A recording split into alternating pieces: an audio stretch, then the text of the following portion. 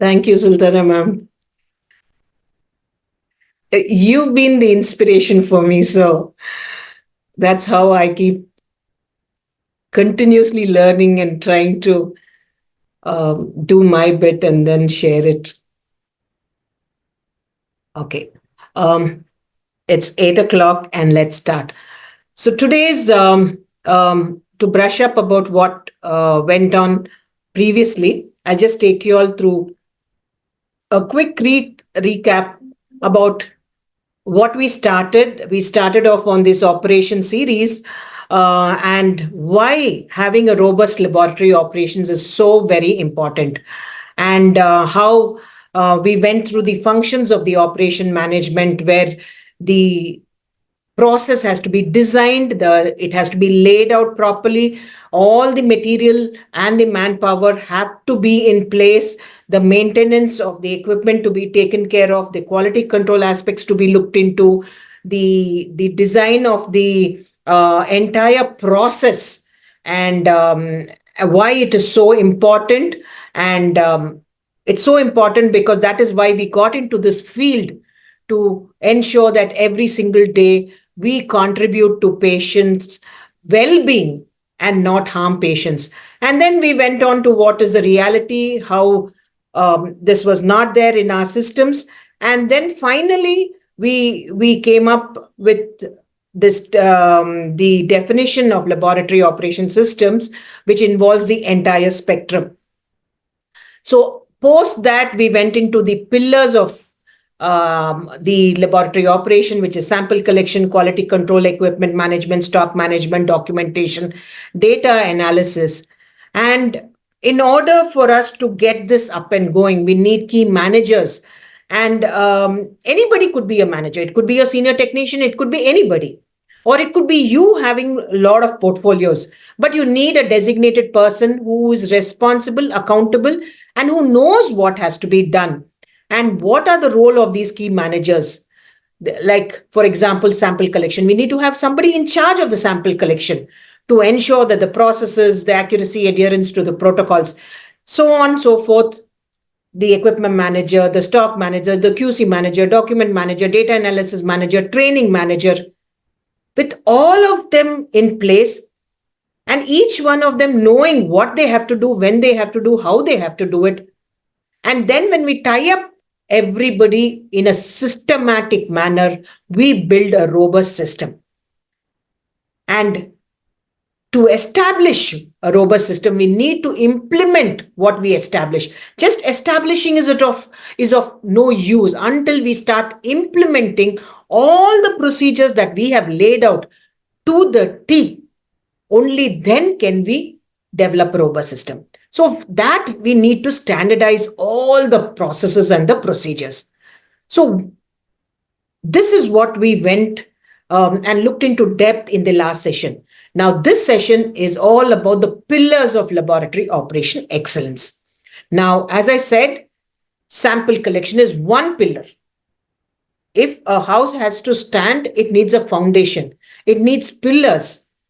Like that, our laboratory operations also has pillars, like the sample collection, the quality control, the equipment management, the stock management, documentation, data analysis. And for all these pillars to stay, you need a strong foundation. And that foundation is the training that one has to undergo. Unfortunately, our curriculum does not teach us this. As doctors, we are taught palpation, percussion, auscultation, but nobody teaches us laboratory management in our post graduation also. So, the foundation of any operations is the knowledge of how to set the system, how to run it, and how to ensure that it is smoothly running. So, let's dive in deep into one pillar, sample collection. That is where we have to ensure the entire process is standardized right from the time the patient enters into the hospital. He has come in for something, and undoubtedly there will be a test that he will have to undergo. And the way he enters, the way his demographics is captured during when he enters the hospital, the age, the sex, his male, female, address, telephone number, mail ID. All this is very important. And as we go along, you will come to know why we need to capture it accurately. Then the type of collection kits we need to keep. Then how we need to train the personnel. And how do we ensure that everybody's sample is labeled appropriately and the chain of custody is there. Then the second pillar, quality control.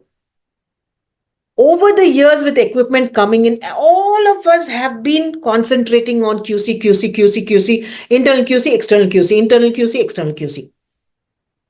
But we all know that 70% of the errors happen in the sample before it comes to the lab.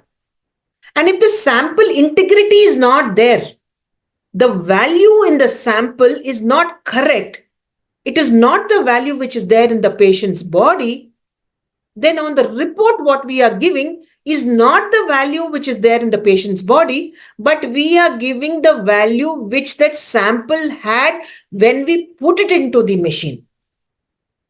If the value had deteriorated, definitely the value is not correct.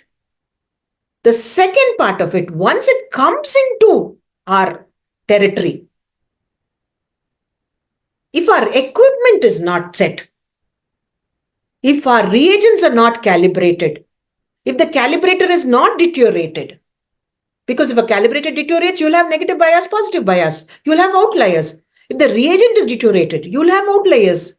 If the person is not trained, you'll have random errors. And if the machine is not okay, you'll have systemic errors.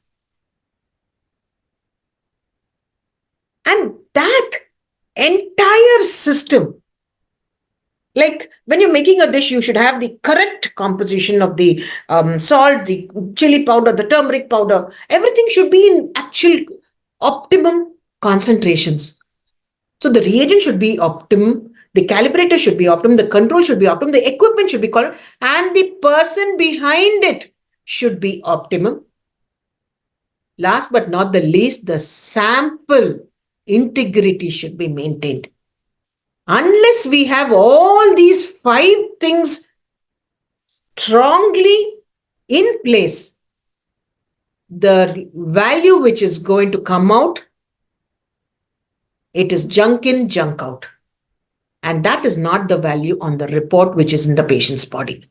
So, lot of things go into this pillar also. Equipment management. Because if any one of those 5 ingredients which are there when a sample gets in, if the equipment is not okay, if the calibration is not okay, then this machine is not going to perform optimally. So maintenance of the machine, calibrating the machine, ensuring that it is working beautifully is a must. The next pillar, stock management. If we do not have a system in maintaining the stock, the kits that come, if they're already deteriorated, like our sample which come is already deteriorated, the value is not going to be right. The same thing, all our reagents which they come, if they are not maintained in the temperature in which it has to be maintained, 100% it's going to deteriorate. See, in the winter months, we cook in the morning, we eat in the evening. It's okay. At that temperature, the food is good. But the same thing in summers. You try eating that cooked rice in the morning, in the evening, it's definitely going to spoil. Same way you have our reagents. Some has to be kept at -20, some at -60, some at -80, some at 2 to 4, some at room temperature. The right temperature is very important for the stability of the reagents and the stock levels. If we don't have enough stock levels, we are always running from pillar to post. At the same time, we can't overstock because they'll expire. We can't understock, then our turnaround time will. So there is a systematic way in which we go about managing stock. I'll give an example. Like if you're going to the airport,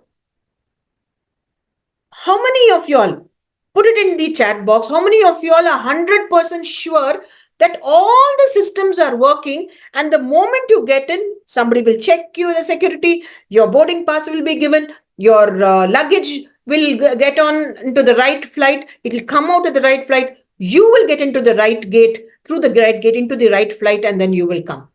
I want all of y'all to type in yes, yes, yes, or no. Please use the chat box. How many of y'all feel the airport is a wonderful process driven center? Don't you all feel that? You're 100% sure when you get into the airport, everything you know.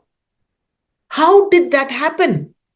This person in the security knows what he has to do, when he has to do, how he has to do. The person at the boarding pass knows how he has to do. The maintenance people of the airport knows how to maintain it properly. All the things that are needed to maintain the airport, they're all there. That's how we have to think about our lab also. Something that has everything in its place and everybody doing their bit, only then it will be smooth, meaning smooth in the sense the value will come correctly. And then documentation. If something is going wrong and we document it as going wrong, after that we know, okay, at this point of time it went wrong. This is what happened. After that, the QC came like this. If there is no documentation, how are we even going to trace back the event and find out where things went wrong? What time did they go wrong? How did it go wrong? Many people find out documentation takes a lot of time, but that is the key for us to plug in our gaps. And that is the key when you enter everything as it is. If something wrong has happened, just take out the book and just enter date, time, so and so, something. The AC is not working. So and so time, informed so and so person at this point of time, got rectified so and so time. The UPS went off from so and so time to so and so time. Then we start thinking the UPS went off, our refrigerators were it okay, our reagents are okay. If it's going to go on for a long time, will the reagents be still stable? So unless we document everything, we cannot do a analysis. And then when we audit, we need to check whether everything is okay. And then you need to have a, and all this data we should be able to retrieve and there should be a backup. So documentation is very crucial. Then data analysis. Just writing it down and not looking at it. Amazing amount of analysis can be got from this data. Today, I can proudly say our lab is robust because of the amount of data that we collect. And that data, because it is analyzed and we are finding the root cause systematically, plugging it every time the moment it happens, ensuring it doesn't happen again. Unless you have data, unless you document it, you won't have data. Unless you have the data and you analyze it, you won't have the analysis. So, unless you do the analysis, you will not know what the indicators are. How many of you all have understood this? And in order for all of us to do our work in the right manner, we have to be taught, that is training. Then once we are taught, we have to be assessed whether we are competent enough and have we understood everything in that. And over a period of time, it gets diluted. So we again undergo retraining. And you need to have a system of knowledge management system. How many of y'all, type in the chat box, I want it to be interactive, please. How many of y'all strongly feel that there should be something called knowledge management system. There is a reason why I put it over here. Use the chats. How many of you all strongly feel every laboratory should have a knowledge management system? I'll tell you the reason why. Because absolutely required. Yes, Pratibha. Correct, Mohammed. So, whenever there is a gap, ma'am, I don't know, I'm finding it difficult, immediately somebody should be there to address that to them. Otherwise, how are the juniors who come in, how are the technicians going to understand this complex system? We doctors, so many of us, after being in so many years, I can't talk for everybody, I can talk for myself. Oh my God, it was so difficult understanding this. One by bit, Australian accreditation systems, UK accreditation system. If ever you all come to Vaidehi, I will show you the cupboard in which I still have kept all that information, and I've ran through everything. How do you put systems into place? Because it is not taught to us. So I feel knowledge management system is very, very important. And once you have the knowledge of how to do it properly, the next most important thing is you share it with your immediate juniors. And when you share it with your immediate juniors, make them learn it. So you teach, you share, you make them learn it, and then you watch them implementing it. And once you watch them implementing it and you know that they're doing it right, then you know that that person, you have been able to teach them. So just telling them is not teaching them. Telling them and teaching them in a way that they understand it, they're able to implement it, and then they are able to do it properly and also teach it to his junior properly. That completes the entire cycle. Then you can say that the person is competent. When he learns, he does, he teaches, that person does, and that person teaches. That is training knowledge management system. And I said implementation and is very, very important. Anything that we learn, if we do not implement, there is no way that we will have improvement. And once we implement, we will know where the roadblocks are. Put your hands into it. It's okay if we make mistakes. Did we all learn cooking very fast? No. First time it was burnt, second time it was too much of salt. But that is how we improvise. That is how continuous improvement. And successful implementation requires a phased approach. If we bring everything together, it will be cluttered inside us. And it is very difficult to decipher which comes first, which comes second, which comes third. So when we take up our knowledge also in a phased manner, then we absorb that one. We have clarity in that area and we implement it, and then we move on to the next. Otherwise, it will just be chow chow bath. So, planning, and for doing that, we need to set goals and the roles and the responsibilities and the timeline. We say, okay, I'll do it. Then we'll go into procrastination. So we need to define, okay, today I am going to learn everything about collection, sample collection. And when I learn about it, I'm going to teach the people in the sample collection area how to do it. And I'm going to give them the responsibility of ensuring that they do it properly. And I'm going to do this in the next 1 week. When we write down our goals and we write down what our actions are going to be, and we write down our timeline, that is our plan. That is planning. And that is how our knowledge management system is based on. It's based upon you planning, you defining the goals, the roles, responsibilities, and timelines. Is it clear till now?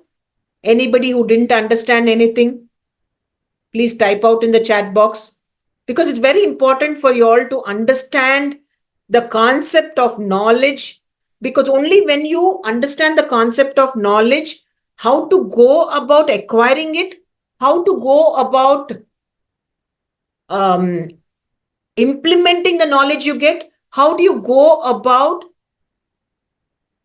teaching your juniors, how they go about implementing, is very important to set up a system. One person doing everything is not possible. Next, once you have that knowledge, you have the plan, then you start taking up training. Now equip all the staff with the knowledge and skill. Now, when I say equip staff with necessary knowledge and skill, not all the knowledge. If at the airport, the security guard has to know what the boarding pass person does, what the pilot does, what the ground level security does, would he be able to do a job efficiently and effectively and with responsibility? He'll be all over the place. Exactly. When we employ somebody, be it a technician, be it a manager, be it a doctor, if we have 3 doctors, we assign roles. We give them that area to learn, to implement, to teach. Once they are master in that, and suppose they are 3 doctors, suppose they are 3 technicians, give each one small portion to do. And once he does that, for the next 3 months, let them do the same thing. Then the next 1 month, let them watch what the other person is doing. And then you transit them and you rotate them. That way, everybody finishes. I have a stock person, I have a QC person, I have an equipment person, and I have a sample collection person. What happens is, initially, all of them went in 3 months rotation. Now they know everything, they can pitch in at any point of time. Then I asked them, what do you like doing? One said, ma'am, I love QC. One said, I don't like QC, I like equipment. One person said, I like stock. One person said, and then what happens? Giving them something that they like doing, everybody will do a wonderful job. And that is how we are able to get good commitment from the staff. So equip the staff with necessary knowledge and skills. Very, very important. Give them this role, give them this task, give them the knowledge to do it. Don't say, what, you don't know this much also? Go learn and come. No. Sit down with them. Teach them. This has to go like this, from here to here to here to here to here. This is what you have to do in the first step. This is what you have to do in the second step. Teach them patiently. Then watch them do it. Whenever they have a problem, they should be free enough to come and ask you, ma'am, I did not understand. No problem. You start all over again. But many people, I noticed, they don't have the patience to teach so much. But if you don't have the patience and they don't understand, you will have issues later on. But if you have that patience of teaching them somebody totally, the number of errors come down and the number of issues come down. So equip staff with the necessary knowledge and skills.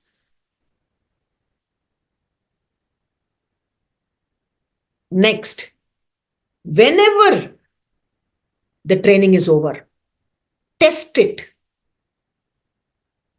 Do a pilot testing. Test the new processes in a nice environment. Like sit in a room and just say, okay, role play. I'm the sample collection. I'm the person who's receiving the samples. I'm the one who's going to sort the samples. I'm the one who's going to put them into the machine. And see how it is going. And then you realize, okay, this person, when he is receiving the samples, he's not checking for rejection criteria. And then you put in the rejection criteria. So that is how you need to do a pilot testing, because it's dynamic. Suddenly you have patients coming in, everything is happening, and then you can't say, my this sample is missing, this sample was not drawn at the correct time. It can't happen. That is the reason why you need to have pilot testing, because patients are not going to get affected. Then roll out the system across the laboratory. Then also you need to notice. Sample, it worked beautifully. Then you put it in the lab.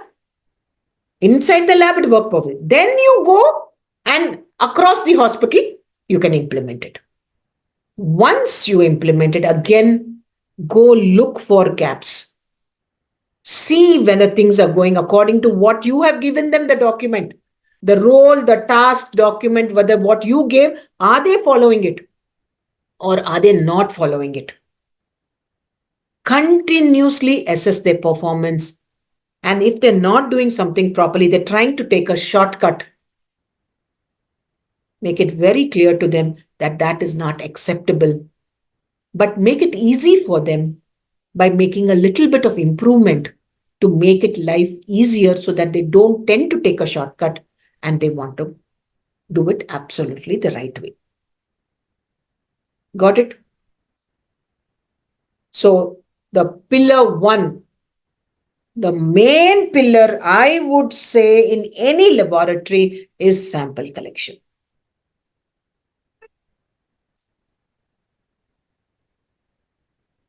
The most important part, the first and often the most critical step in the laboratory process. Errors at this stage can lead to, we're just giving a wrong report. And with that wrong report, the patient is totally misdiagnosed, and everything the patient gets after that is only harming him, not helping him. All the resources are wasted. So what is going wrong? Umpteen number of incorrect patient identification. One Manjunath, another Manjunath. One Srinivas, another Srinivas. One Leela, another Leela. They collect, they draw the samples, and then initially I was like shocked. They went around collecting the samples, collected the samples, brought all of them and put it on the table. And then this girl said two patient samples in two hands. And she knew, okay, this is Manjunath, this is Srinivas, and she's come and kept it on the table. When she kept it on the table, after that, she forgot which is Manjunath, which is Srinivas. So we need to tell them, you cannot collect samples without writing the name then and there, without writing the hospital number then and there. We need to tell them. They do not have all this knowledge. Then sample collection. The right time, the right tube, the right volume, the way it is drawn, blood cultures contaminated. Then you draw it at one time and then you transport it at some other time. One instant when somebody was telling me, ma'am, we were so shocked that in the pediatric department, because it is a small child and they drew the samples. One sample they kept in the fridge, another sample they sent it. And this great sister thought, next time when they ask us to draw a sample, I'll send the second sample which I kept in the fridge. Oh my God. Poor girl. I don't blame her. She didn't realize that the reason why the doctor is asking for the second sample after 6 hours or 7 hours to see the dynamic status of the value at that point of time she thought in the morning also glucose will be same, the afternoon also it will be the same. Electrolytes in the morning will be the same, even the second sample it will be the same. Unless you tell them in a way that they can understand. And then put a stop to it. And use that case study to tell everybody, don't ever do it. until that time, everybody perceives it differently and start doing it differently. Why take sample labeling?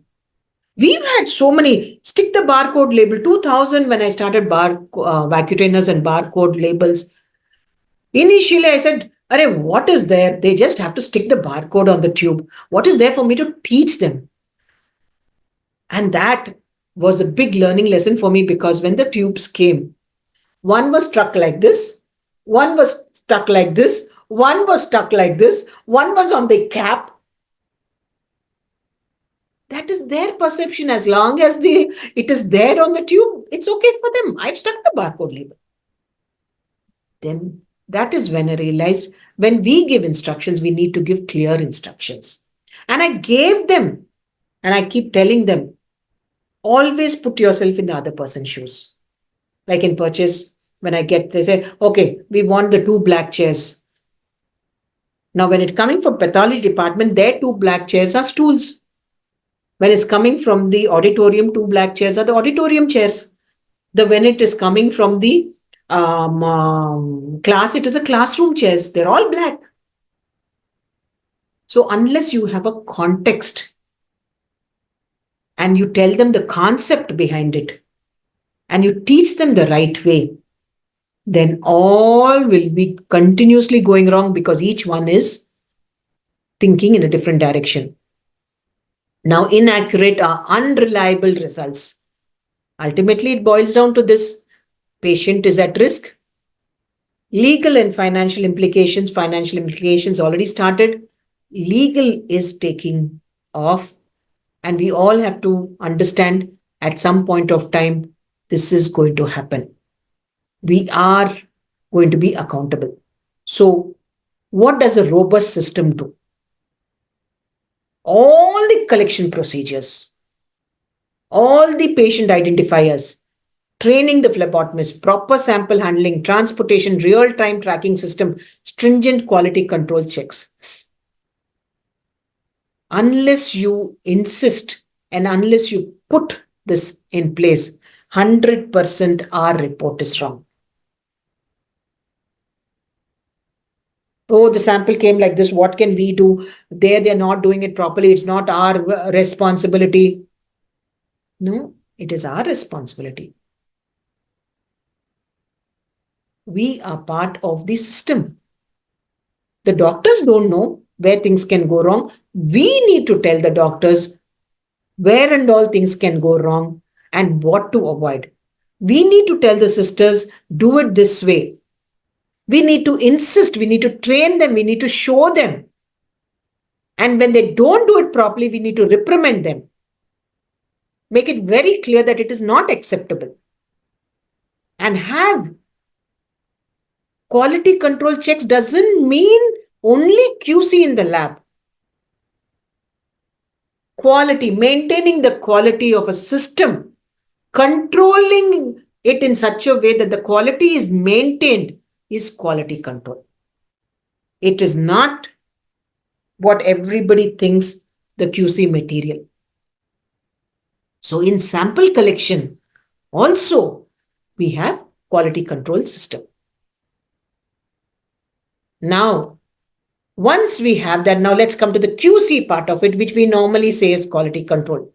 That is the second pillar. Because we all know accuracy and reliability of the test results by detecting errors before impact. This part of it, everybody is concentrating on QC, QC, QC, QC, QC. And how much more importance all this is missed. In spite of all that, incorrect reference materials, the calibrators used, not right. The equipment maintenance, not right. The humans running the testing, not competent. No proficiency testing. No data to review. And there's much, much more that is going wrong.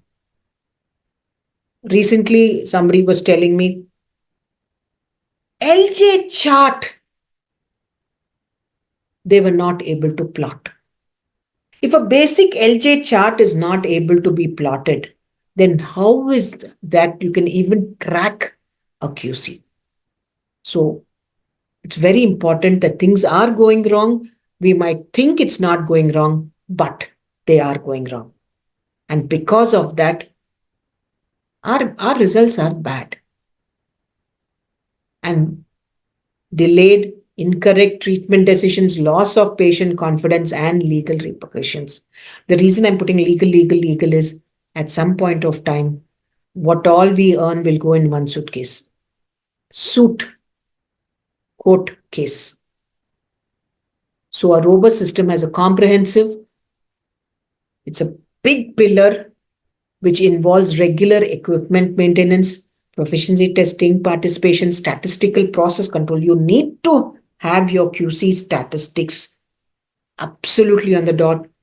Data review should be rigorous and corrective action procedures should be in place.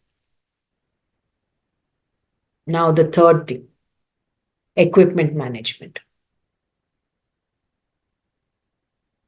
How many of us, when we buy a car, we send it to the garage for servicing? Why do we send it to the garage for servicing? And whenever we are going on a long trip, how many of us send it for servicing? Frequent services are required, they are equipment. And that is the importance of equipment maintenance, because only then can it be reliable. The reason we are sending it to the service station is then you know that your car is going to be reliable and it's going to take you from point A to point B. There's not going to be a background. Exactly the same way, we have to ensure that our equipment is maintained so that, because that's very essential for accurate and precise results. Now, what is going wrong now? Equipment's breaking down because no maintenance, incorrect calibration, and delayed repairs. What happens is, if you're not maintaining the equipment properly, frequently it keeps breaking down. You're frequently calling the service engineer. At some point of time, the service engineer said, "Hey, yaar, this place is always calling. They don't do what they have to do, but they keep on calling us to rectify all the nonsense that they do." They're not going to respond on time. Sometime or the other, they are going to keep on delaying. And when they delay, what happens? We have to face the brunt. We might put the blame on them, but deep down, we know that we are not doing our work properly. Like segregating of our garbage outside. If we don't segregate it properly, will the garbage person takes the garbage, he'll leave it in front of our house and it'll stink when you come out. So if we don't maintain our equipment properly, it will not work.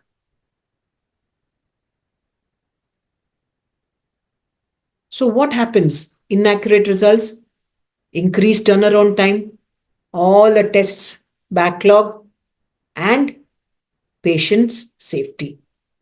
Imagine sodium, potassium critically high, troponin, which is still he's having an MI, and we are not. How can a doctor go into the patient's body and know whether his troponin I is increased or not? He's going to depend on our value. Now, our machine is broke down. We are not able to give the value. That poor patient is going to die. Just imagine if we are in that position and the lab does not give the values.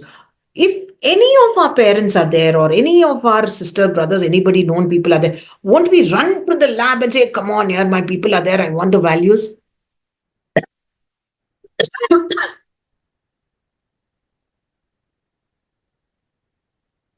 And what about the poor patients over there? It's somebody's mother, brother, sister. And we need to ensure that we give them timely reports. That's why we all are in the healthcare space. That's why we became doctors. So preventive maintenance schedules, regular calibration, equipment qualification, emergency repair procedures, equipment performance monitoring, unless there is a systematic way in which we go about doing it, you will find a lot of QCs going out. You will find a lot of samples not, values not coming in. We have a dashboard, and I'll show you the dashboard after some time, where I can clearly make out, okay, this machine, okay, I'm not having. The second machine, I'm having a lot of outliers. I mean, since even though the outliers are very few, but they're coming up now. When they start coming up, we can pick it up and send it for maintenance. So that is very important. Performance monitoring. You need to ensure that we maintain and monitor the. Now, the fourth pillar, stock management. As I said, initially I told you all, adequate supplies are crucial for uninterrupted laboratory operations. What is going wrong? Stockouts of critical reagents, expired reagents, improper storage conditions, and inventory discrepancies. You can't have it.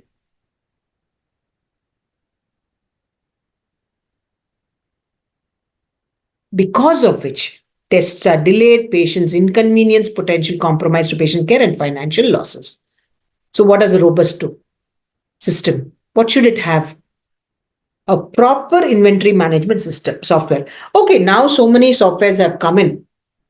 Initially, I didn't have one. It was all Excel. You don't need to have a software also. You can just have a beautiful Excel sheet on which you can pick it up. Then reorder. You know, okay, when does it come to what age, what stage, then when to reorder. Then when you get the stock, what temperatures it has to be stored, which all has to be stored in what temperature. Then regular stock check. Then from whom are we buying? What is the type of material we are buying? All these things one has to know, and there is a way of doing things. As I said, next, documentation. Complete document, not little by little, because it is very essential for us to trace back and to see whether what happened is correct or not. Regulatory compliance and quality assurance. Very important, because what regulatory compliance people say is, if you've not written it, we assume that is not done. So what do we see? Incomplete records, illegible handwriting. I am one person, very horrible handwriting. So what did I do? I started writing in capital letters. How much can something go wrong in capital letters? Because my own handwriting, I can't read after some time. So we have to ensure legible handwriting. We have to ensure no data entry errors happen, because one person writes, then other person verifies. And non-compliance with regulatory requirement is absolutely so rampant. None of these things are in place, not because people don't want to do it, because they don't know how to do it. And as a result of which, we are not able to verify results, difficulty in troubleshooting errors, patient safety risk, legal. There was one instance when a police constable walked into our lab and he said, "Ma'am, this is around 1.5 years back." And then when we pulled out the data, he was a convict and he was in jail, and he had said he had come for a hospital. He had actually run away or something like that. And then he mentioned, "No, I was not feeling well. I went to the hospital." And you can check the records. And they came to check the records. And this person, so luckily, what he did was, the first name and the second name was the same patient. He sent one patient in the same name, showing the Aadhaar card, and he went and did something else outside. So what I'm trying to say, legal issues, if you don't document it properly, and then we traced it back that the Aadhaar number which was given, and it was a different patient and not him. So sometimes it becomes very difficult. You need to have everything in place. And of course, our electronic laboratory information system, standardized documentation, templates, clear guidelines for record keeping, regular audits, and backup is the need of the hour. In 2000 in Sathya Sai, when we had a paperless hospital, 23 years down the lane now, everybody are getting it up. And it is a need because so much we can do when we have a LI system. And then the data. Coming to the data. Coming to data, we identify the trends, improve processes, and ensure quality. As I said, unless we document properly, unless we write down the data properly, and then unless we analyze that data, we will not be able to identify trends and improve processes and ensure quality. And I'll show you how it can be done. Inaccurate data, lack of analysis, failure to identify trends, you can't improve because it's everything is wrong there. So you'll have suboptimal lab performance. All the opportunity where you can put systems into place are lost, and there's decreased efficiency. There is no improvement because you can't improve because you're looking at data which is not correct. So you need to have data. You need to manage the data. If you have a software, it's very good. Then the analysis, statistical analysis, has to be done with tools. All the key performance indicators have to be in place. Analysis of that report, doing it and keeping it is not the thing. We need to analyze those reports, and the decision should be made on that data. Not just as a whims and fancy, okay, let's change the system, let's change. No, on that data, it has to be. And for all that, we need training.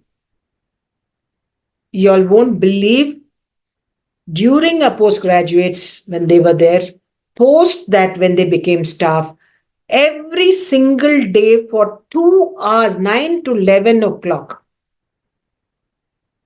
every day we had some sort of training going on.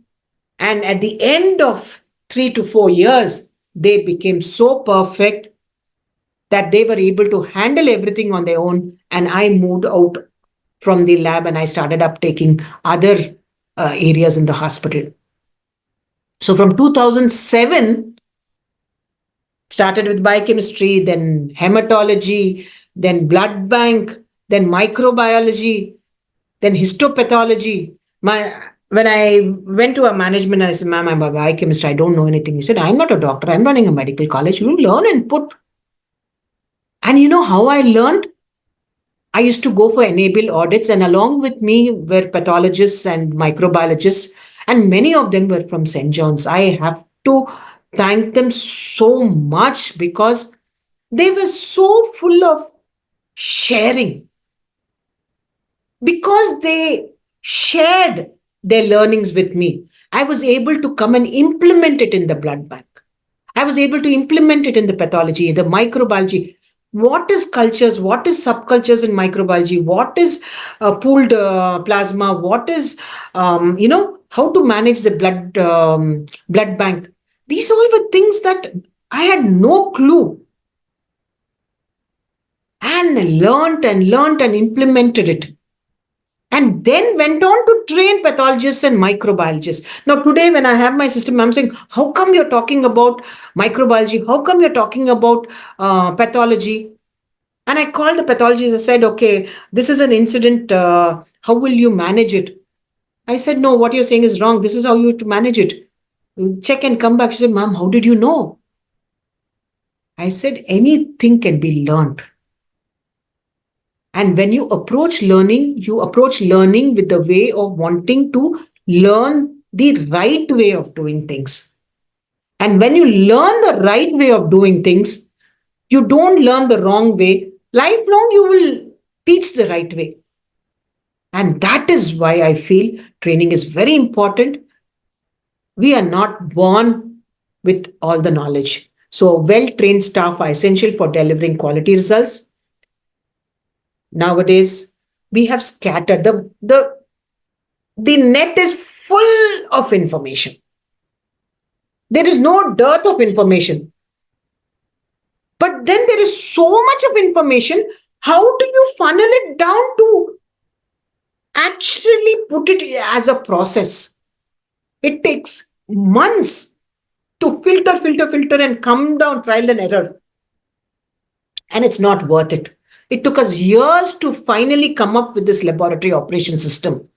Today, I'm able to talk on this subject is because of the years of implementing it. Lack of competency assessment, failure to provide ongoing training. Competency assessment. What is this competency assessment? How should I go about doing competency assessment? We had never heard of the word in India. But now it is so important. You might teach somebody, but you ask him to do it and you find that he's not doing it properly. That means he's not competent to do it. Knowledge he might be having, but groundwork? No. So you need to know whether he has the knowledge to do it rightly and apply the knowledge and do it perfectly. Then he is competent. Otherwise, it's a failure to provide ongoing training. So the impact: errors in testing, non-compliance with procedures, decreased efficiency in patient safety. Comprehensive training programs, comprehensive assessment, ongoing training, opportunities and documentation of training records. You need to have it because when you note down, okay, when we are assessing him, he did this step well, he did this second step well, third step he is not able to do. Then when you go to the third step, look, what you're doing is this, you need to do this. You can pinpoint where exactly he's going wrong. So just say, hey, no, you have not done it properly, undergo training fully. No. Come to the point and focus on that point and empower him with that knowledge. That is comprehensive training programs. And you can tailor make the training programs only when you do competency assessment. And this is ongoing. And we need to have documentation of the training records. So all these pillars aside, once they are on one side, they're all interlinked by a process chain. That process chain also should be standardized. So process standardization in laboratories is crucial for ensuring consistency. If each one is doing whatever they want, there is no interconnection. Then there is no reliability. The store manager, I will indent whatever I want, whenever I want. Why are you telling me what to indent? I know what to indent. The person in the lab says, today we have more samples, I don't have reagent, give. Who asked you not to tell me well in advance? Then this kickbacks will start. Unless there is harmony, only then can we ensure consistency and reliability. So team management is also very important part of process standardization. And then we have, so only then we will have standardization. Now, what is the current status everywhere? We all know that process standardization to reproduce, quality control, efficiency, regulatory compliance, easier training, all this we know. But are we doing it? No. Inconsistent. One person is doing one method of processing QC, another person is doing another method. One person is calibrating in one way, another person is maintaining it another way. One person is preparing the reagent in one way, one person is storing it in one way. Have we told them the moment it comes, you have to within half an hour put it in the refrigerator at 4 degrees or 2 to 4 degrees and ensure that the fridge is not packed and the temperature is monitored, the fridge door is closed? Are we giving that sort of instructions and data for them and a checklist for them to follow? No. When we don't tell them every step, we don't give them the entire flow, each one will do it their way. As a result of which, we have inconsistent data and lack of uniform protocols and variable sample handling. So, unreliable results, increased error rates, difficulty in comparing results across labs, wasted time, wasted resources, repeatedly doing this machine, that lab, this lab, non-compliance, and leave research. The value only is wrong. What research we'll do on wrong values? Only when you have a system which is very robust, then everything will fall into place. We'll have improved results.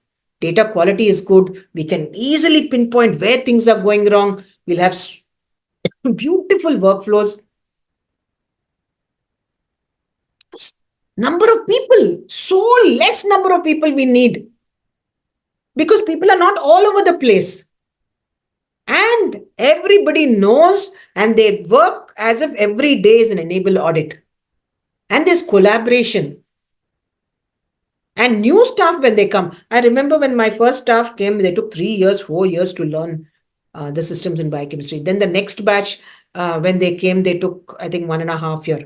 This present generation, there were 2 girls who came in.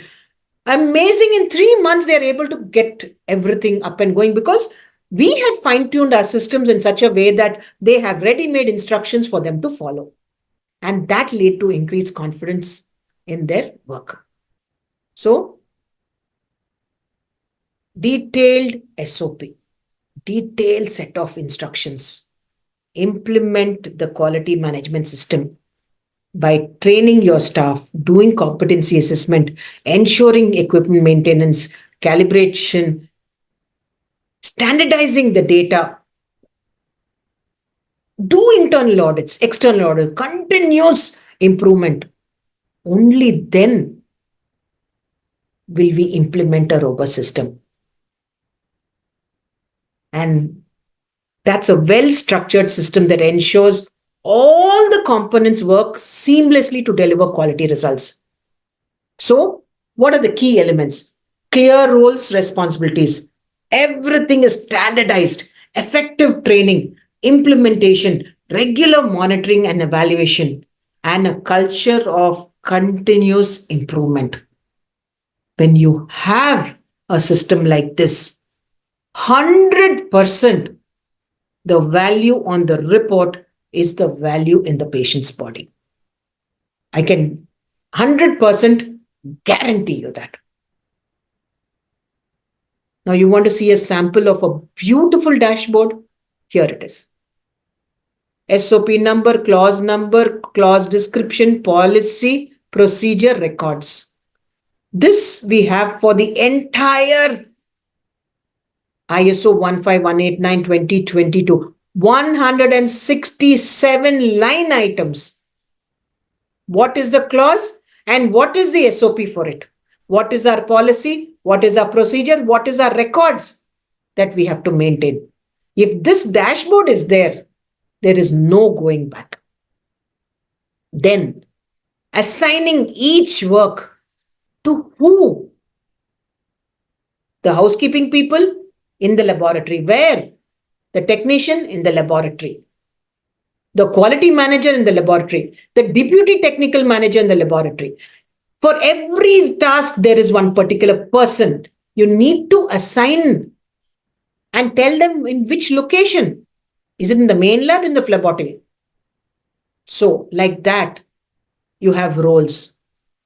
Lab manager role. Provide overall leadership and management. Develop, implement lab policies. All these are sentences that you will find anywhere and everywhere. Quality manager. These are all the things that a quality manager should do. These are all the things a technical manager has to do. A phlebotomist has to do all these things. This is there everywhere. But how they have to do it, what they have to do, say QC program, assigning the main NSD in the machine, all QC preparation and vials, arrange the aliquot in control box, documented in the control usage, weekly IQC data, taking LJ printout, IQC CAPA documentation, lot to lot QC verification. These are specific tasks assigned, not just handle QC. If you go back, can you see these all are very, very broad? Maintain QMS, develop policies, effective mitigate risks. This is general. But here, what am I doing? I'm telling them exactly what they have to do. This is the type of instructions you need to give them. What is the stock management rules? Monthly indenting the stock, capital indenting, material indenting, weekly stock checking, maintaining accountability, reagent consumables, calibration consumables, control consumables. When you do that, what are the registers? Stock damage reagents taken from the fridge register, distribution of the consumables quality check, consumables file, storage conditions of the stock. All these documents. Equipment manager, what all he has to do? He has to do all these. Changing the wash solutions, PM cleaning, calibration, ABL documents, NABH documents, maintaining. Every task is assigned so that he has clarity on what all he has to do. When it comes to sample, what they have to do, where they have to do, how they have to do it. And that you need to tell them in this manner. Purpose. What is this for? The purpose of this register is to document the verification of a new reagent. What is the procedure you have to? Whenever new reagent is loaded, it is verified by comparing with the before QC and after QC and document it in the register. Who has to do it? The technician who load the reagent. Where? In the new reagent lot verification register in the given below format. What is the below given format? Which day, what test, free PSA, reason for reagent, new lot reagent, lot number, expiry date, result with the old reagent, what was the L1 QC, what was the L2 QC. Then with the new reagent and L3 QC. Then with the new reagent, what was the L1 value, L2 value, L3 value. And then who did it and verified by. When somebody gets instructions like this, now all of you all type in the chat box. Will it be very clear to them what they have to do? I want all of you all to type now. I'm taking a break.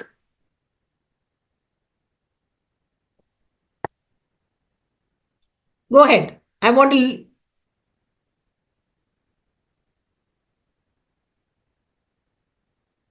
Everybody, if you endorse what I'm saying, I want all of y'all. If somebody is given something like this, don't you think that they will do a wonderful job? That's all it is. It's so simple. When everybody says, ma'am, it's so difficult, I say, no, it is so simple. All we have to do is just give them this. And in our workshops, this is exactly what you people will be sitting in. Anybody who comes into our workshops, they will get to write down all this, understand this. They have their record. Just go and place it in their lab and tell your people, come on, this is what it is. Sit and start entering. Now, once you write it down, go and keep it in the lab. Don't you think you will be able to tell your person, come on, this record is there. Now you're doing no QC. What was the old QC? What is the new QC? What is the value you got? Then bias calculation, we give the bias calculation. They're able to check the bias and put it. How simple is it? So, quality assurance, maintaining high standards is a must. Now see. What can you all pick up over here? Can you see all this in one day? First run IQC. So many parameters out.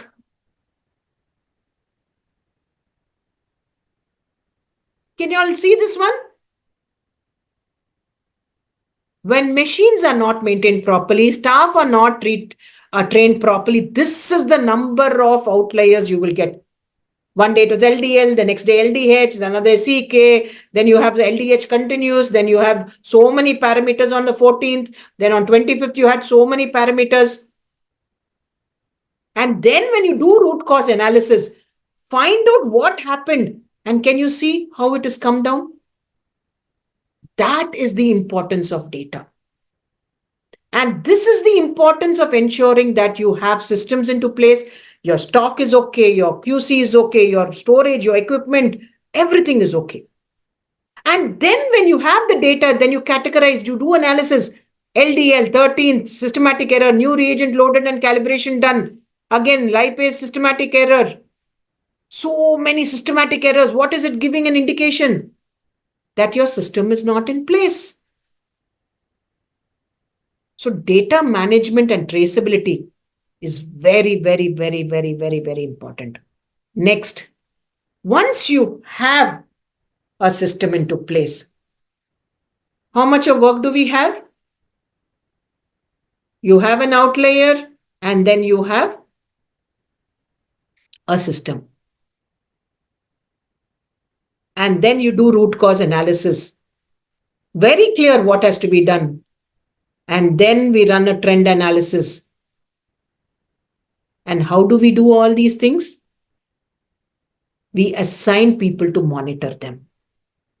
Sample, which are the reagents, which are the registers we are maintaining, who's technician, which day, Monday, Tuesday, daily, they have to show this doctor, what is the register they have to show.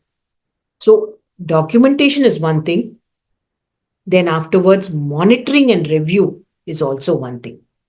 See, all the registers of QC registers. There is one technique, there are 2-3 technicians, technician number 1, technician number 2, technician number, and then one doctor who is looking at which days, Mondays, Tuesdays, Wednesdays. So they have fixed it. They have to come on Mondays, they have to look at these registers. Tuesday, they have to see this register. And every day, whenever there's a major outlier, this is all there. They can easily make out. Look at this. EQUAS, stock. When you assign roles, it becomes very, very easy. I told you in the beginning, assigning the roles. Absolutely. How difficult is for somebody to maintain everything, go through it and check things are going wrong when they know this is my work, this is what I have to do, this is, and somebody is going to come and check. When they know that somebody is going to come and check, won't they do their job properly? Absolutely. Of course, lab safety is something that I always believe that we have to adhere and we have to be, because we need to be safe. Calibration calendar. If you don't have the next calibration due when everything is okay, you don't plot it, and you find suddenly once this is plotted and you find more frequent calibrations, then you can know why is it happening. Okay, the reagent is not stored properly. It's deteriorated, and that is why my calibrations, more number of calibrations. If you have this data which is fixed when everything is perfect, and when you see that something is going wrong, frequency, then you know that your systems are not okay. And you have the plan and look at the data. Can you see this? You have a warning over here. You have a warning over here. All the other days, not even one single warning. Can you see? One warning here, one warning over here. You run the QC, everything is absolutely continuously. I don't have to worry. Blindly go ahead and release the reports.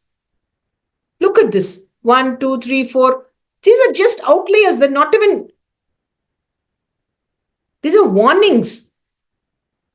That is robustness. See, for immunoassay also, for chemistry also. Breakdown. And we see, okay, there is one machine which is breaking down quite often. Why? There is a problem. Now look at this. This is real time. We don't have to worry about the EQUAS at all. When IQC is absolutely on the dot, what EQUAS? Any day you run the EQUAS, it will be like this only. When you have systems, when you have these systems in place, everybody knows who has to do monitoring and everything as when, what, how they have to do it. We are telling them, absolutely giving them clear-cut instructions of how to do it. Isn't it so simple for people to just follow the system, do it? Like if you do something wrong, we need to repeat and repeat and repeat it. But if you do something right, we have less work. So my mantra is there: learn it right, do it right, have less work. And that is vital role of robust laboratory operations. Healthy outcomes, operational efficiency, patient confidence. So with that, I end this session on the pillars of laboratory operations. Now I'm opening up the chat for all of y'all. Please go ahead and start asking your questions. Anybody and everybody can unmute yourselves. Please unmute and go ahead. And I want each one of y'all to write away, what have you learned? I'm going to take a photograph of that. Come on. Give me something to take home, no? Give me something to take home. Come on. Start. All of y'all, I want to know that you all have actually heard, enjoyed, and you want to practice it. Start typing it out.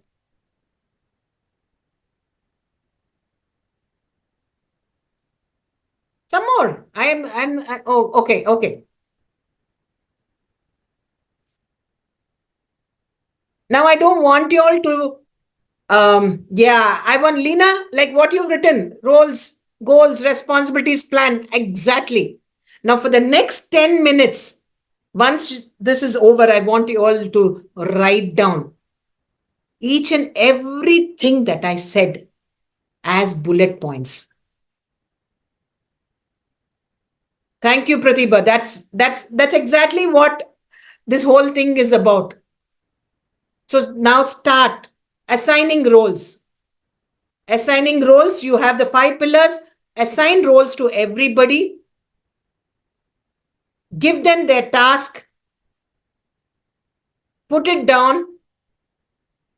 And oh, I wish I could copy all these messages. Sometimes when you start making presentations, when you start teaching, we really don't know how. Let me see if I can. Oh yes, I can. I can copy. I didn't know this. Today I learned something new. See, I learned something new that I can copy and paste.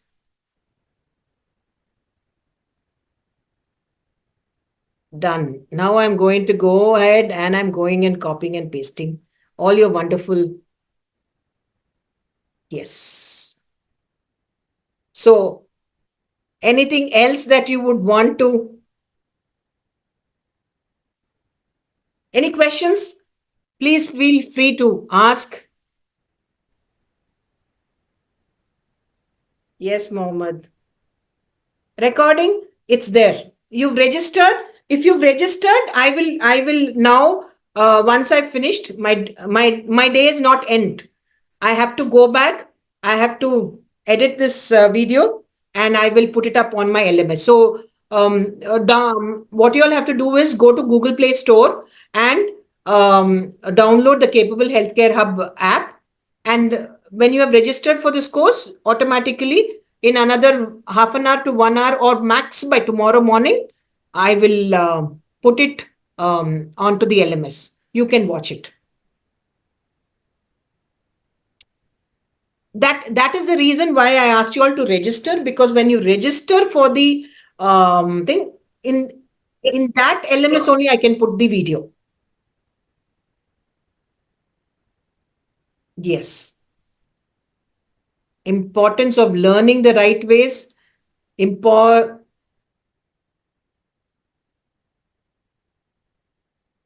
Thank you, ma'am. So yes, let me open up the chats. Everybody can. Okay, robust recordings are there, Shailaja. 6 pillars, yes. No, don't, Rajshekhar, don't feel that whatever you're doing is just peanuts. I too felt the same when at one point of time. But slow and steady, you will all learn. And I'm there. I'm telling you, as long as I'm thinking, I love to talk and I love to share. So this whole thing is all about teaching, teaching, teaching, teaching, teaching. Only you all have to want to. And the second thing is you all have to learn to, what should I say, implement. You have to implement it. You have to learn it in a structured way and you have to implement it in a structured way. And going forward, what a lot of inquiries have been coming for me to start workshops. First, I thought, okay, my videos are there on the system. You all can just log in and you can think. But then, Arpana, which one are you? Which dashboard are you asking, Ma? Can you just unmute and ask which one? Ma'am, you just mentioned that you have some dashboard wherein you are able to you get an idea about what is going wrong in your systems. Yes. Absolutely. Yeah. Wait, So I'll what just show is that? you. Is that dashboard? Yeah, that's the one I showed you, one Excel sheet in which my warnings and all were there, my QC chart. Yes, yes, ma'am. Yes, yes. And then my Okay. calibrator, I showed you. So Yes, the ma'am. One of the calibrator slides. sheet, what I do is the company people tell us that every 25 days we need to calibrate, Yes, correct? ma'am. Now I already put it up. I've Okay. loaded it. I put every 25 days the calibration. Suddenly I realized that instead of the 25 days, my I'm having to calibrate on the 15th day. Okay. Then when they mark calibration done on that day, then I'll say, okay, why did this calibration come? It's not supposed to Okay. come. Okay. You're right. Understood, Then ma'am. I go back and I see that, okay, the reagent, something happened or the maintenance was not done. Then So you we need to start have a digging in. calibration calendar, something. Yes. Yeah. So when we made that dashboard and then I said, no result, no result. I said, why is this frequent no result? Then my lab manager realized, ma'am, there are some reagents which are oily reagents like LDL. Okay. So the probe which has it needs more cleaning and more greasing. So when you have a problem and you know that it is coming up much more frequent than what it should come up, then you will ask the service engineer, why is it coming? Then the service engineer said, madam, this is the reagent which is oily. It will come up. So what you have to do is you have to ensure that they do the maintenance many more times because your sample load of LDL is much more. Your lipid profiles are much more. Yes. And then we Understood. realized the trend was not on, it was on another machine where most of the lipids were going on. Then what we did is we went and started putting, ensuring that we do the greasing and all much more frequently. So that is how we are able to find out what is causing the problem. And then our calibrations came back. Yeah, ma'am. Thank you so much, ma'am. You understood? Yeah, yeah. Yes, ma'am. That Yes, is, ma'am. pillars are built with peanuts. Yes. No, ma'am. I always believe we did not have anybody. I remember, Sultan ma'am, how many times I asked you, ma'am, what is measurement of uncertainty? What is measurement of uncertainty? Today, I'm so happy that the other day when we went to the conference, somebody asked, ma'am, still we don't understand. And just by telling them about my tea story, I don't know how many of you all were there last time I told them about the tea story. Measurement of uncertainty is that simple. So it's just the right way of doing things. Today, I have a lab manager.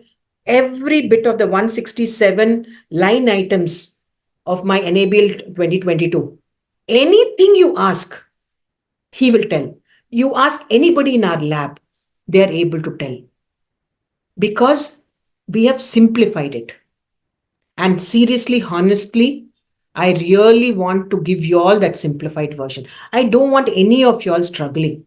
We anyway struggled. Please take this. Come on board, learn. I'll make it so simple that you just have to go. It's like KFC process, They give the formula, they come and put it over here, and it's delivered. But yes, you should be committed, you should learn, you should implement, and only then you will have action. Listening is of no use. But if you are committed, if you really want, in 6 months' time, we are going to, that's why somebody said, ma'am, how much time will it take for us to put all these systems in place? 6 months' time. Stock, one workshop, equipment care, one workshop, sample collection, one workshop, and 2 months for QC, and 1 month for documentation. In 6 months, all of you all will be so ready to go for accreditation that, and you will not have any issues in the lab. That confident it is. So it's very simple. As our workshops goes on, I'll tell you all what all has to be put into place. And then going forward, whoever wants to learn and actually implement it, come join the workshops. We will take you all through every single bit. I promise we are not going to hold back anything. Anything and everything that I'm doing, what I've taught my people, I think everything we will share with you all. And these all are material which day in and day out I'm sitting and preparing. So there's no confidentiality left over there. It was what I had prepared, which I had think so. And we will ensure that you make your documents. So lifelong, those documents are there with you. And going forward, any lab you go, you will just be able to set the systems. It will be so easy. Believe me. Thank you, Sharmila. Ma'am, I have one interesting question on this. Yeah, Like, please. the standards what you are talking, because I majorly works with these small and medium level laboratories across AP and Telangana. I have around roughly, I mean, the product has around 2,000 plus clients and I have a 300. I mean, with a single hand, I have implemented the software for 300 plus clients. Wow. Okay.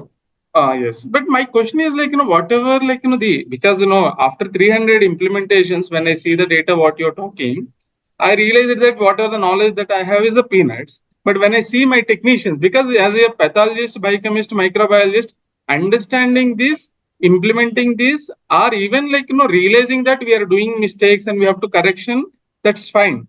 But unfortunate, the states has if I am a MLT or a DMLT guy, I can establish a lab in AP and Telangana because as we have a paramedical boards and those are allowed actually. So these people are establishing the board. They don't do any calibration with the machine. The like in a CBP machine they purchase in a today and they give the report for 1 year, 2 years until it works. Like they don't look into the reagents or the qualities until somewhere they have realized there is a problem. Some doctor complains then only they consider. Otherwise, like majority 90% of the cases, they don't do any kind of these things. Simply they are doing it. Even with 1 year experience or 2 year experience, the MLT guys and DMLT guys, they're establishing the labs and they are giving the reports to the patient and doctors are accepting. Unfortunately, this is a pure business, into the market. I mean, how can we the point is like my question is I'm not trying to complain about it. My question is about how can we this information or this knowledge supposed to be provided those people by that they can implement and they can at least maintain the basic quality. Absolutely, sir. Absolutely. I endorse it. See, why did they all come up, sir? The need is there. Patients are there, samples to be given. They are places where top-notch diagnostic centers are very expensive for people to go. So something or the other, let me go to somebody will give some value. And all the technicians in major hospitals in those days also, they say, we are the one who's running. The doctors are not coming and they're not checking anything. We can as well do it. Frankly speaking, a time comes when we have to realize that we need to empower them also because they are at the ground level. And if that person is able to understand there are small things that you can do it correctly, he will also start giving correct reports. So my endeavor is anybody who wants to give correct reports, and I will tell those lab technicians who are running labs also, come and join. You won't waste so much of reagent. I know of one technician like this. He was in a very big hospital over here, called chain of lab over here, and then he set it out. And that poor kid, he thought, okay, it is so nice to set up a laboratory. He's gone and spent all his money, took loans, and he bought the machines. And now he realized he's not getting samples. There's so many of them who burned their hands. And there's so many of them who set it up. They are not maintaining quality control. The doctors are not sending the samples to them. So many of the places, this is also happening. Many of the places, like you said, where they give 30% cuts, 40% cuts, the doctor is not bothered because he's not relying on the results to treat the patient. One antibiotic, one thing, and the patient is okay, but just naam ke vaste, one lab results because he will get 30% out of it. That is the ground reality. That's worst actually. 30 already ho gaye, ma'am. Maybe Telangana 30, like it's already left. It's now currently and 50 it's running. That's another story. Now, when somebody has to give 50% to somebody, what will he run the sample, sir? He will only write. He will only write the value on the report and give. Yeah, So, and that's the one area, ma'am. The second area, I definitely work out with my, these people can we do, because I'm also associated with the AP association, actually. Some technician association is there. Okay, there are 2,000 people are there in that association. They're conducting every year event, actually. Oh. Okay, I was the organizer of the last event. We will definitely look into that. It's one area. The second part is about how can we do a digitalization? Because whatever the digitalization today, we're talking about a report entry or a billing or a referral cuts. Certain we talk about maybe the WhatsApp or email and SMS. These are the areas only covered. The majority of the applications in India, whatever I've seen. Yes, yes. But when we see that when you are checking about the QC level or a sample collection area, the majority of the areas, I think, if we can really do a digitalization, because today, if you really want to offer a discount to a patient, we can control over that. Because as a business, the lab owners always says to me, until I permit, they should not give a discount, means we are able to cover. True. But with respect to the QA, the QC checks also, if we can have that level of a control digitally, if we perform, I'll tell you, yes, sir. My background is, I didn't let you all know about a little bit of my background. In 2000, when we set the first paperless laboratory in Satya Sai Hospital, many of them wanted, they came to me as to how to set a EMR, because this is 23 years back. Then when I joined Vaidehi, I literally, with the person, we made softwares for the lab. We made software for material management. And all this can be made as a digital product, and checks and balances can be kept. It's only a question of knowing the process and then plugging the loopholes, because material management, as you know, a purchase department is the highest department where corruption and all can happen. Like that, with just 3 people, I'm able to manage the entire purchase department. And absolutely, honestly, with highest integrity. So we put checks and balances and everything, and it can be done. We can connect one-to-one. Yeah, ma'am. Yes, definitely. And we can take this forward. Yes, yes. Right. We can do that, surely. And I would love to, if you could, if you have a WhatsApp group of all the technicians, I would request you to kindly bring them all on board. Let them hear me out. I'll talk to you, ma'am, after this. Yes, we'll do that. We'll do that. I just want everybody to follow the right systems. At the end of it, the value should be correct. Any more questions from anybody else?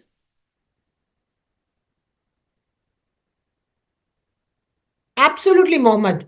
Blame culture is something that I, for one, will never advocate. See, nobody wants to do something wrong. Because they don't know how to do it right, it becomes wrong.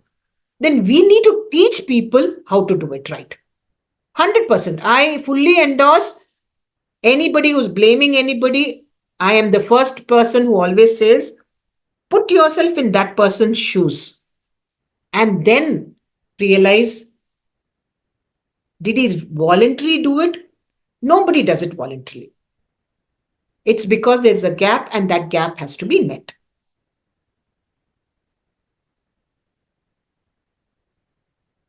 Any other questions?